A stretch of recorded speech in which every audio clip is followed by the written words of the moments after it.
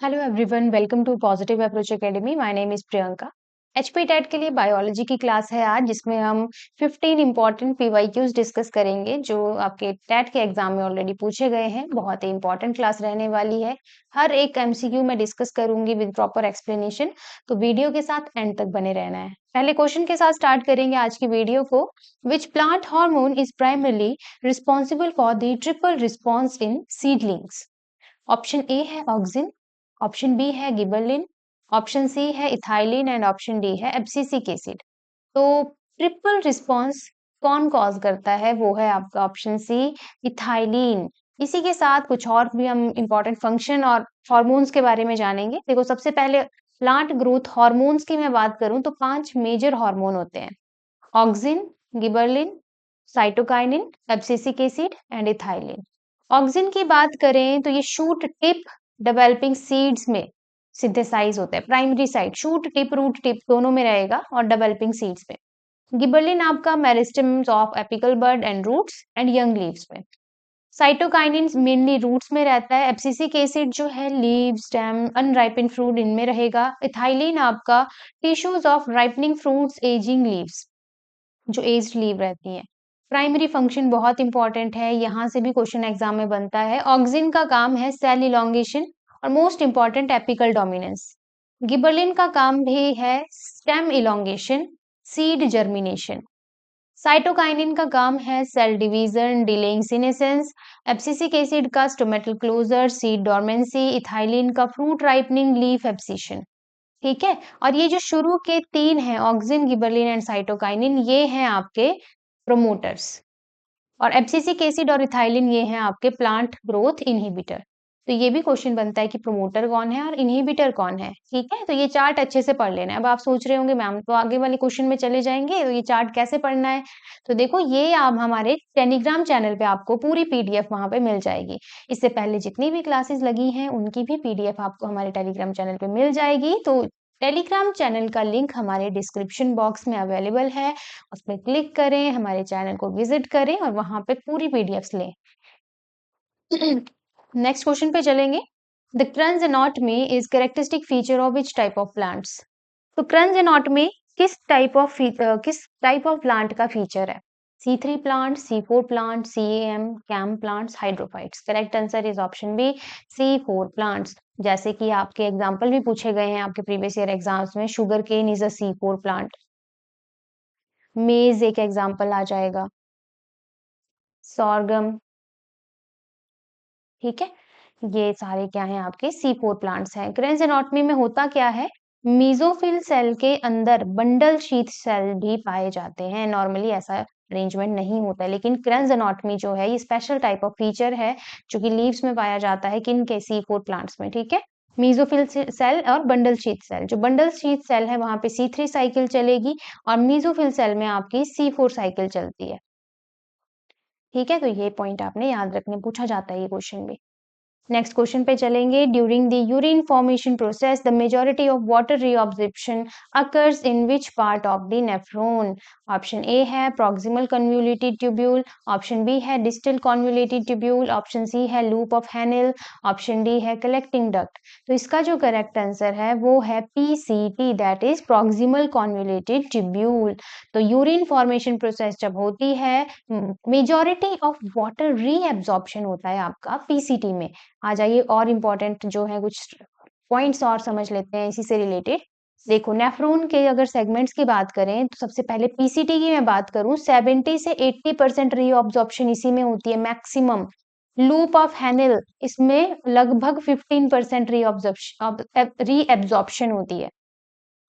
वहीं अगर DCT, distal convoluted tubule की बात करूं तो इसमें 5 से 10% रहेगी और कलेक्टिंग डक्ट में वेरिएबल, मतलब वेरी करती रहती है, होगी कम ही लेकिन वो भी वेरी करती रहेगी। PCT में मेन सब्सटेंसेस जो रीअब्सॉर्ब हो रहे हैं, ये भी आपसे क्वेश्चन पूछा जा सकता है, तो ये भी इंपॉर्टेंट है।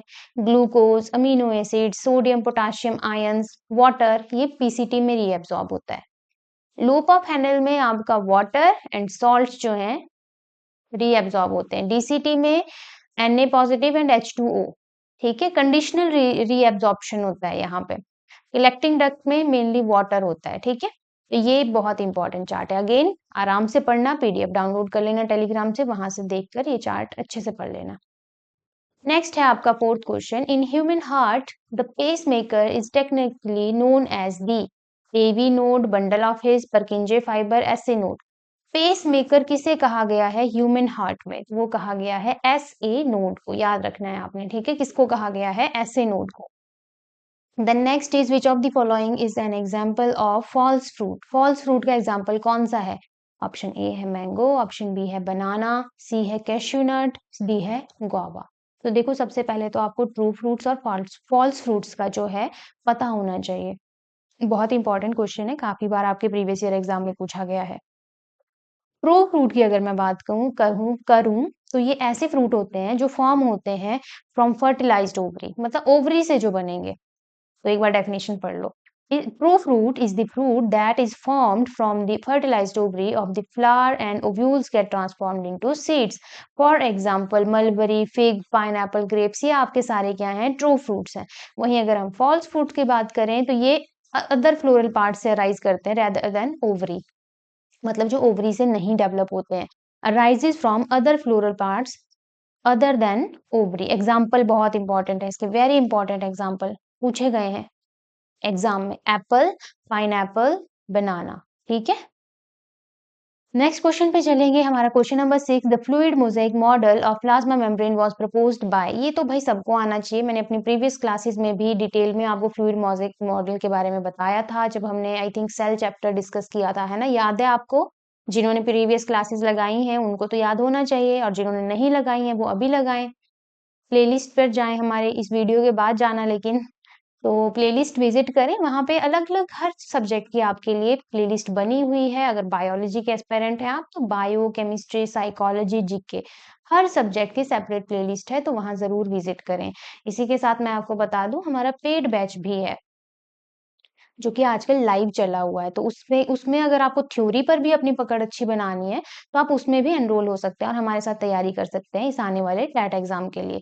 उसके लिए करना क्या होगा, ये देखिए यहाँ पे व्हाट्सएप नंबर है, बस इस पे मैसेज करना है और सारी डिटेल ले लेनी है हमसे कि किस तरह से बैच चला हुआ है, क्या क्या क्लासेस चली हैं, क्या पूरा क्राइटेरिया आप जान सकते हैं व्हाट्सएप पे मैसेज करके।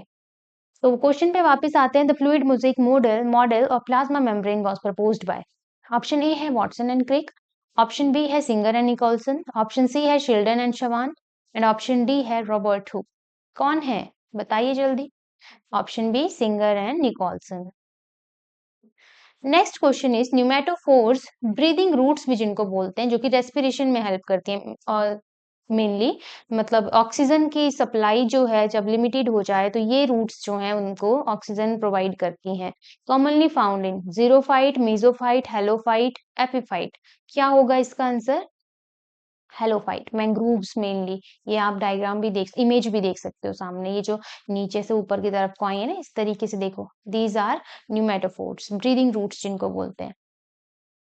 Next question is the secondary growth in dicot stem is due to the activity of. Secondary growth बोला गया है, ध्यान से पढ़ना है क्वेश्चन भी। Apical meristem, lateral meristem, intercalary meristem, parenchyma. कौन कॉज करता है secondary growth in dicot stem? तो ये करता है आपका लेटरल मेरिस्टम। कौन कॉज करता है? लेटरल मेरिस्टम, या फिर हम कैम्बियम भी कहते हैं, जिसकी वजह से क्या होती है? सेकेंडरी ग्रोथ होती है डाइकोट्स में, और मोनोकॉट्स में ये एब्सेंट होता है, दैट्स वाई वहां पे कोई सेकेंडरी ग्रोथ आपको देखने को नहीं मिलती है। नेक्स्ट क्वेश्चन है, which nitrogenous base is present in RNA but absent in DNA. ये भी चीज मैंने आपको पहले भी बताई थी। कौन सा नाइट्रोजनस बेस है जो आरएनए में तो प्रेजेंट है बट डीएनए में एब्सेंट है? Adenine, guanine, cytosine, uracil. कौन सा होगा आंसर? यहाँ पे आ जाइए डायग्राम पे, पहले तो जो इमेज लगी है सब इस पे देखेंगे। डीएनए की बात करें तो डीएनए में क्या क्या होगा? Adenine, guanine, cytosine and thymine. और आरएनए में होगा adenine, guanine, cytosine and uracil. तो कौन सा है एब्सेंट डीएनए में? यूरासिल, याद रखना है आपने। नेक्स्ट क्वेश्चन है, the bending of a plant toward light is caused by the unequal distribution of. Phototropism किस वजह से देखा जाता है? साइटोकाइनिन, ऑक्सिन, इथाइलिन, गिबरलिन, किसकी वजह से होता है? Correct answer is option B, auxin. Next है Haversian canals are characteristic feature of. Haversian canal कहाँ पाई जाती है? Cartilage, mammalian bone, muscle fibre, nerve cell, किसमें पाई जाएगी हेबर्जिन कैनाल? ये पाई जाती है मेमेलियन बोन में। Option B will be the correct answer. थोड़ा सा और इसके बारे में जान लो। ओरिएंटेशन की बात करें, लॉन्गिट्यूडनल होती है, वर्टिकल या parallel to long axis. Connection की बात करें तो ये कनेक्ट करती है cell within a single osteon. Blood vessels की बात करें तो सेंट्रल वेसल्स इसके में होंगी। सराउंडिंग की बात करें तो सराउंडेड बाय कंसेंट्रिक लैमिला।